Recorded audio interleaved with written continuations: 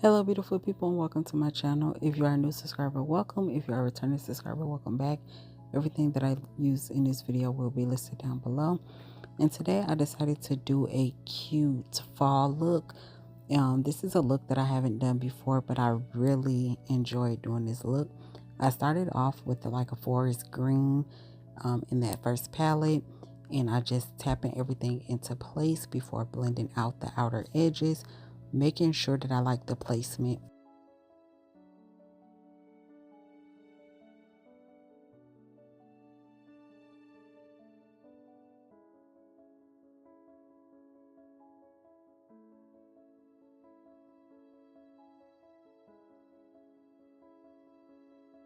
Now I'm going in with like a rust color and I'm tapping that on top as well as above that green and fading out the outer edges to give it that more smoky effect.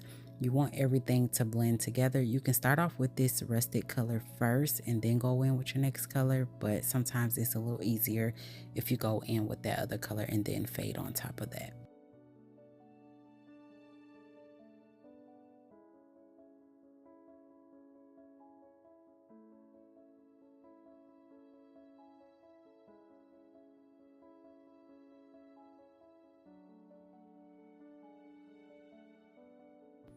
Once you're satisfied with that blend, you can go back into your other color just to make sure that that color don't fade away too much. And I'm just tapping that color into place and then going back in with the other brush just to blend it out some more. Now I'm going to go back in with a little more of that green, especially for that outer corner, because I really want that outer corner to show through.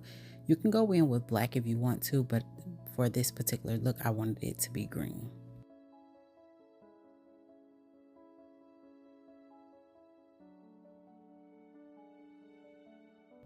For the cut crease, I'm just going to apply a little bit of concealer to my lash line and look up. This will create a guide, and then I'm just going to follow that shape all the way.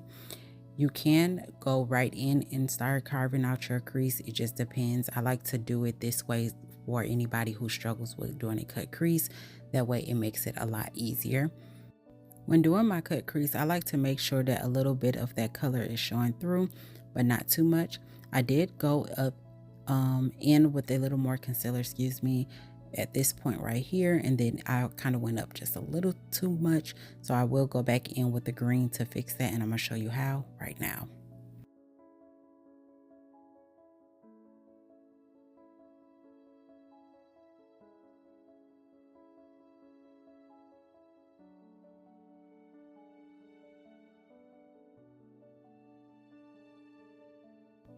And now I'm gonna go back in with that rusty color and I'm tapping that into place, also going over that green just a little bit so those colors can fade into each other and give a more smooth transition. And you just want to continue to tap and build that color up till you get the consistency that you want and the pigment. I didn't want it to be too much over into the inner corner, so I kind of kept it in the middle. You can go as far over as you want would like. I just wanted it to stay more centered than anything, making sure I continue to build that color up so it can be more pigmented. And I'm gonna go back in with a little more green just to fade those two colors a little more, as well as make sure that that green don't disappear. And for the rest of the lid, I'm gonna go in with some white. You can use white or tan. I think I used tan, sorry. And then I went back over it a little bit with some white just so it could show through a little more, because the color of the top that I will be wearing is these colors. And once you see the end result, it is so pretty together. And I'm gonna switch back and forth between the brushes so those colors can blend a little more. You can use your finger to help blend it out a little bit as well, but I really just wanted it to blend a little flawlessly. That's why I went ahead and did it with the brush. And I just love how this look turned out. Comment down below if you think this is a cute look or not. Now that both sides of my face is finished, I'm gonna go in and do the rest of my face. So I'm starting off with a little bit of foundation, and I'm just using the little dot method and just covering up some of the dark spots in the hyperpigmentation. A little does go a long way. You don't really need that much foundation or concealer when doing your makeup, but it's up to you how much you want to use.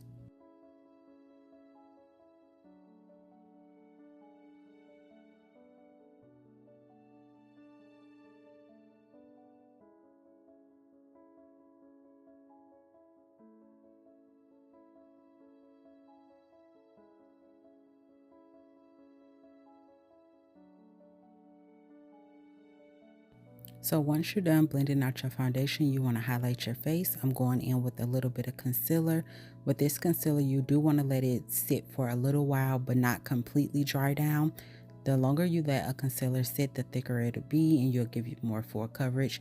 But you don't want to let it sit too much till it completely dry, because it'll be a lot harder to blend out, and then you'll pretty much have to start the whole process over.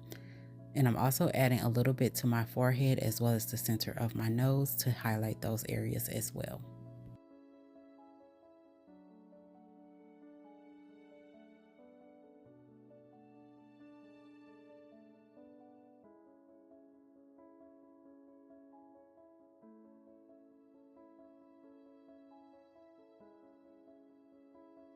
When I blend out the concealer under my eye, I like to blend out the outer edges first and let that center part dry down a little bit more. Sorry, the inner corner part dry down a little bit more, and then blend out that part.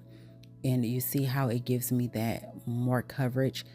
If you want, you can go in with another or a lighter concealer, but I feel like this is the perfect shade for me. It's not too light. It's like the perfect combination.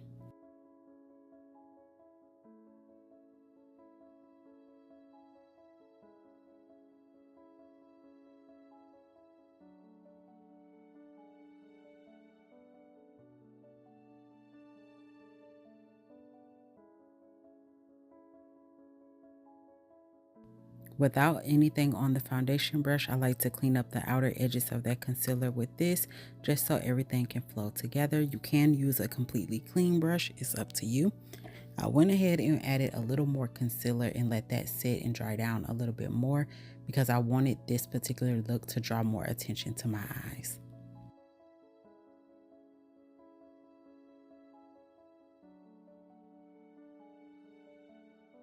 Once I finish blending that out, I'm going in and just tapping a little bit of pressed powder in that area, just so it can set that concealer into place before I add another powder to bake a little bit.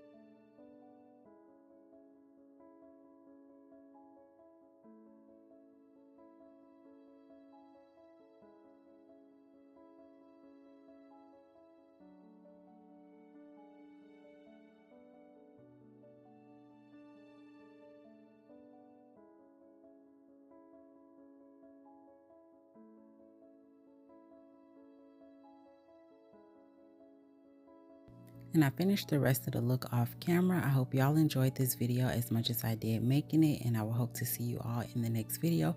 Comment down below what you think about this look.